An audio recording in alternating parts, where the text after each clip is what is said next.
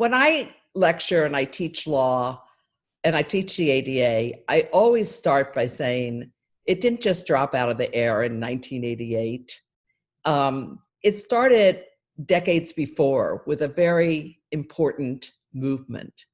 And without the movement, there wouldn't be a law. So I think it's important to realize that in the 60s and 70s, people with disabilities joined the civil rights movements and the feminist movements, all the movements, and then realized, well, we should have a movement of our own, disability rights movement.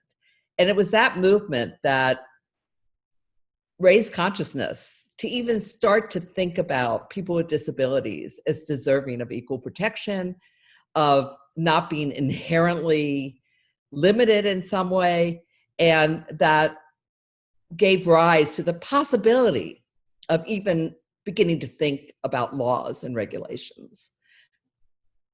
You don't just walk into Congress in 1988 and say, hey, I got a good idea. How about having the most comprehensive disability rights law in the world, unprecedented? Well, that's a good idea, right? It takes decades or a long time at least to have a movement that builds the momentum, to develop the kinds of relationships you need, to develop the kind of respect you need. It's a very complicated thing, and it doesn't happen because of one thing. You know, the Capitol Crawl is an important event. There's many important events that led up to the ADA, and it involved stakeholders that included the community and the members of Congress and their staffs and all of us who worked on it. It's important to know in history, for the history, that it takes a lot of different factors to pass a law like the ADA. And that movement gave rise to the consciousness, a changing consciousness about disability. And legally, the most important precedent to the ADA is the passage of Section 504 of the Rehabilitation Act, and that was kind of snuck in by some very critical people into amendments to the 1973 Rehabilitation Act. And the provision was modeled after Title VI and Title IX, which prohibited race, ethnicity, and gender discrimination. And so suddenly there was a provision that said, and you can't discriminate against people with disabilities either. At the time it said otherwise handicapped people. And that was the first time that the words discrimination and disability were ever seen together. And it was the most important legal step to even, again, thinking about the exclusion and segregation of people with disabilities as a matter of discrimination. And before that, it was just considered, well, if you have a disability, it's inherent that of course you won't go to school, of course you won't be seen in the community, and of course you won't have a job. And by linking to the very critical civil rights laws that existed, it put disability in a different category, in the category of civil rights, as opposed to social welfare. So that was very important. The passage itself, again, was just basically the same language as the prohibitions on race and gender discrimination. And so it was left to the agencies to figure out, okay, so it's the same idea of non-discrimination. How does it apply to people with disabilities?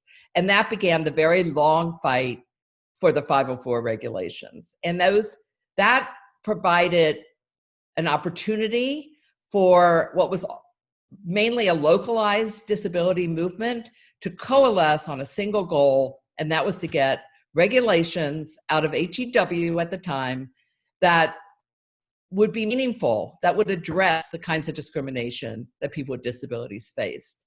And that, again, none of these things, all of these things are so critical to the fact that there could even be the concept of the ADA. And that 504 regulations, which finally did come out after the movement coalesced and following in the footsteps of the other civil rights movement, using the tactics of the other civil rights movement, from protests and taking over a federal building for the longest sit-in that's ever been done, to going to Congress and negotiating provisions, to holding hearings, using all the various tactics from the other civil rights movements. This disability rights movement was able to get the 504 regulations. And those 504 regulations set a standard of what does it mean to be discriminated against on the basis of disability. And it established the most critical concept that's now in the ADA, which is that equal treatment can also be discrimination when it's about disability. And that was a pretty big departure, especially then, from race and gender discrimination. So the idea was just treating everyone the same isn't going to do it in disability. That the concept of non-discrimination has to be equal opportunity. What is required to give a person with a disability an equal opportunity to participate in the programs and activities of recipients of federal financial assistance? So it is on that ground that we built the ADA. So the 504 regulations were very hard fought for and very close to the heart of people with disabilities across the country. The disability rights movement really came of age fighting for those 504 regulations to establish this definition of non-discrimination, to show why accommodations were important, to show why removing barriers were important. When Reagan was elected, he established the Bush Task Force on Regulatory Relief. And one of the very first things the Bush Task Force on Regulatory Relief did was say, okay, so we're going to eliminate all the regulations, environmental, et cetera, that are burdensome on business. And in the civil rights arena, they thought, oh, how about we start with the 504, because the language is modeled after Title VI and Title IX. The regulations are modeled after those. And the disability community, who's going to even notice if we deregulate the very, very new, hard fought for 504 regulations? And so they announced, like, oh, we're gonna be looking at 504, and they're gonna be, they're burdensome to business, and we need to look at them. And that just the idea that there would be elimination or weakening of the 504 regulations was a rallying cry across the country for people with disabilities who had basically first gotten in the history of humankind the rights to be equal in society. When the disability community coalesced around the 504 regulations, they took it very much personally and to heart, because all around the country, people with disabilities who had never left their house, that lived in institutions, who have been denied access to everything, were told you have civil rights.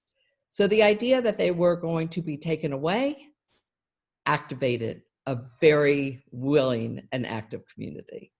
And so we were able to get access to the highest levels of the administration in terms of this Task Force on Regulatory Relief and Office of Management and Budget, Department of Justice, et cetera, because really an amazing champion who's no longer with us, Evan Kemp, was teaching bridge to the vice president's lawyer, Boyden Gray. And for that reason, if Boyden Gray was coming to a meeting, then we had to have someone high up in OMB and someone like Brad Reynolds, the Attorney General for Civil Rights, at the meetings. And we were able to have meetings. First of all, that was amazing in the Reagan administration, but have meetings where we could really go through what are their proposals and why they were ill-advised, why they wouldn't be stood for. And this is also a very important thing about how we finally got an ADA. And I think the disability community is just pivotal in everything, of course. But every provision that might have seemed abstract, we were able to bring in people who would be affected by that provision, who could explain why their civil rights would be taken away, and explain it in a way that was sympathetic, but also strong and articulate. So we were able to squash the deregulation of the 504 regulations. And we all, DREDF, I was there, and Pat Wright was there, and Bob Funk was there in these negotiations, and we all got letters from President Bush that said, we've decided not to deregulate 504. The other thing that was incredibly important from a legal perspective was the Supreme Court handed down the decision in a Title IX case, which greatly limited the scope of that non-discrimination provision. It was called Grove City versus Bell. And so what happened was, because 504 was modeled after Title VI and Title IX, we were all in it together. Whatever the very bad interpretation of Title IX was, affected 504 and Title VI equally, because it was all about which programs of recipients of federal financial assistance were covered by non-discrimination. And that really gave us a chance to really jump in and be critical partners in developing legislation to overturn Grove City versus Bell. We were called to DC to talk about crafting a law that would be the vehicle for passage, the vehicle to the most comprehensive law on disability and civil rights law in the world. And that's when I became involved. And I became involved at first just going through the language, discussing what we could change, add to, subtract from, etc. And all with a couple principles in mind.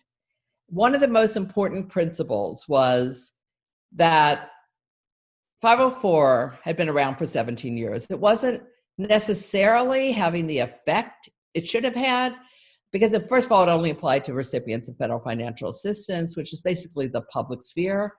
It wasn't a really well-known law.